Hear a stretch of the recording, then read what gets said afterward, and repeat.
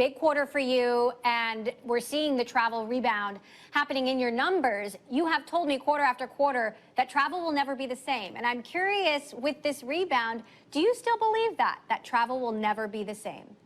Yeah, because the world's never going to be the same. We're not going back to 2019, and that means travel's not going back. And here's why. What I think has happened is, you really think about it, before the pandemic, most people were tethered to where they work. They had to live near where they worked. Now, for millions, or actually tens of millions of office workers, many of them are no longer tethered. Their CEOs are now offering flexible work policies. We just saw Amazon, Ford, Procter & Gamble, PwC, all put out remote flexible work policies. And I think they're just a sign of things to come, because companies are actually embracing this new model. If you don't have to go back to the office 5 days a week, if all you have to do is believe in a world of Zoom, to believe a world where people have more flexibility. A world where people have more flexibility is a world where we can travel more times to more locations. And when we do travel, we can stay longer. And I think this fundamentally is a revolution in how we travel. Now, long-term stays, a big and growing opportunity for you. How much bigger do you think that opportunity can be? Oh, it's going to get so much bigger, I think. It's hard to know how long it's going to take to grow. But to give you a point of reference, this was the fastest growing segment, stays of longer than a month, before the pandemic. And what I think the pandemic did was it accelerated an inevitable trend. We were already going to see more and more people book homes for a month at a time. But what we saw with the pandemic was a massive acceleration. It's now 20% of our business are nights that are longer than a month. Nearly 50% of our business are for nights longer than a week. And I think the lesson here is the longer you're away from home, the more you want to be in a home. And increasingly, people are going to want this flexibility. So to answer your question, Emily, I think it's going to be a lot larger than 20%. I don't know how long it's going to take, but it's pretty clear where the world's going. Still, you've got Australia. It's been closed to international tourists until just about now. Hong Kong has these lengthy quarantines. Thailand still grappling with outbreaks. Singapore stopping and starting. What's been the impact of these delayed reopenings, especially in the Asia-Pacific region?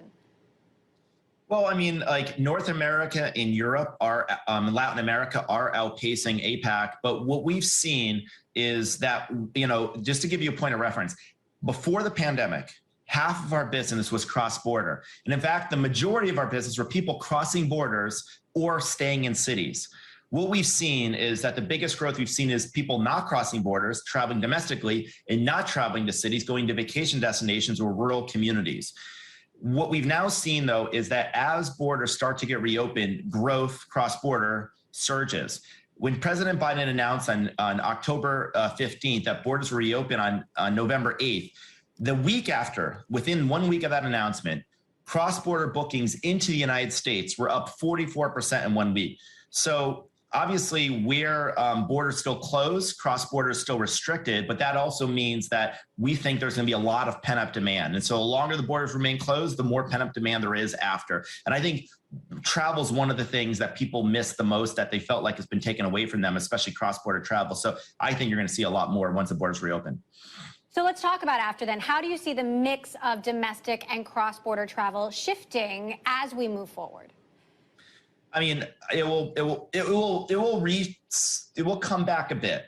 I don't think you're ever going to see the world looking like 2019. Business travel will come back, but business travel will never come back to 2019 levels, at least in the way it was. People getting on airplanes for a meeting. Now you can do it on Zoom. It's much cheaper. There will be new types of business travel, which I think could make up the gap, which are people who are working remotely, flying or going back to headquarters for weeks at a time. So there's a major shift from business to leisure. There's a major shift from people going to the top destinations to people traveling everywhere. And no matter how travel recovers, I think the genie's out of the bottle. I think increasingly more and more people are going to travel nearby. They're going to stay longer, and they're going to travel in off-peak hours. But when we do see borders reopen and when we do see urban come back, it's going to be a rebalance. So I don't think it ever goes back to 2019, but it will be somewhere in between. Hard to know exactly where. So let's talk about holiday travel. Thanksgiving right around the corner. What are you expecting? And are you prepared if there is another wave of COVID or new variant that takes off around the globe? I think it's going to be a really big holiday season. Obviously, I think most people in travel are saying that because I think, not everything from the pandemic that we lost, we all probably want to get back. I don't know if everyone, for example, wants to go back to the office 5 days a week if they don't have to, but I do think that most people want to travel because travel is one of the most meaningful ways to spend time with people you care about. So I think that that is absolutely important. Now, I also would say this about what if there's another variant? You know, I think anyone who was in the business of predicting the future last year was humbled. And so the best thing I can say is if I can't predict the future, I can't adapt to it. And Airbnb's business model is highly adaptable. We have nearly every type of home in nearly every type of community at nearly every price point for every type of trip. And so that means however travel changes, our model can adapt. So I'm very optimistic in adaptability of our model. It's because we have such a global network. However it changes, we'll be prepared.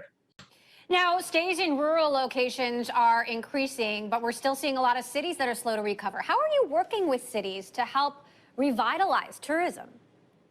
Well, it's a great question. I mean, we've now worked since the start of the pandemic with 100 destination marketing organizations. So DMOs, these are essentially the tourism arms of governments, of cities or states or countries.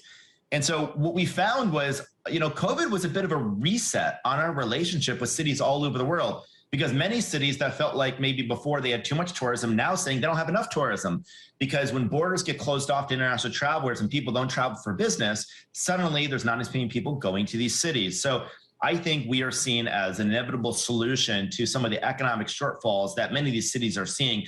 And we're working really closely with them. We want to be good partners. Fun fact, we've collected $4 billion in hotel tax since we started Airbnb. And so if we're not the largest collector of hotel tax in the world, we probably eventually will be. And we're going to continue to work really closely with these cities.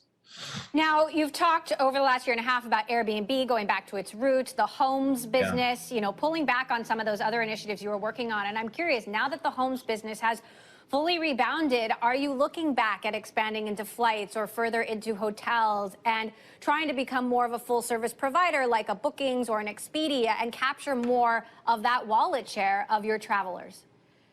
Yeah, Emily, what I would say is never say never. Nothing that we paused is off the table to restart once again and go really big. That being said, I'm most focused on the most perishable opportunities. And we have this huge travel rebound that we're anticipating that I think is turning into really a revolution in travel. And so we're focused on our core because I think this is a defining moment in this industry. And so we're focused on getting as many hosts on Airbnb, making the process as seamless as possible. I think short-term stays, long-term stays, and experiences are our bread and butter because they're all about hosting, and hosting is what makes me most different. That being said, I'll just say this. I'm 40 years old. I started this company when I was 26, and I don't want to feel like my best days are behind me, and the biggest innovation I did was in my 20s and 30s. So all of that is to say we're going to launch some really exciting products next year and many years to come. So stay tuned. Ooh. All right. Well, can you tell us more? Give us a hint. Okay. Well, I'll tell you that next Tuesday, 8 a.m. Pacific Standard Time, we're unveiling the Airbnb 2021 winter release with more than 50 new upgrades. We're going to show you updates to I'm Flexible, a feature on Airbnb that's used 500 million times. We're going to show ways to make it easier to host. We've got a really big new offering for hosts that if you're interested in hosting, I think this is going to be really compelling. And next year, there's going to be a lot of new innovation. I think it's going to be built around this idea that you can now live anywhere. Not everyone can live anywhere, but tens of millions of people can now live anywhere. That's enough of an opportunity for us to design for. And then looking out, experiences, that was going to be your next big thing. And I'm curious if you still think that will be. You talked about Netflix as a competitor. How big do you think the opportunity is there over time?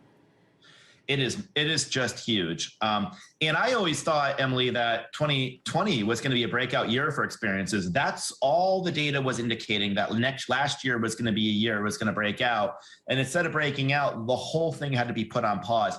And it's just now ramping back up as people get comfortable. You have to basically be comfortable like standing next to a stranger. And so, this is going to be ramping up. But I'm very bullish for experiences. And you said Netflix. Netflix is wonderful. The problem is you can only stay home and watch so many shows on Netflix before you really just got to get out of the house and have a real experience with a real person. And so I think that this is going to be something a lot of people are going to want to do next summer, whether they're locals or people when they're traveling. And the more travel is distributed outside of cities, the fewer other alternatives there even are of things to do. So this is something I'm really bullish. I'm just taking a longer view than I did before. You know, we're now really looking out further because the pandemic has really slowed the recovery, but I'm expecting some pretty big opportunities in the years to come. Well, speaking of flexible options, we've been looking at some of your new marketing campaigns, and it's good to know you can bring your cats to Airbnb once in a while. You can. Brian Chesky, You got to bring the whole family. You got to bring the whole family when you travel. The dogs, the cats, whole everyone. family.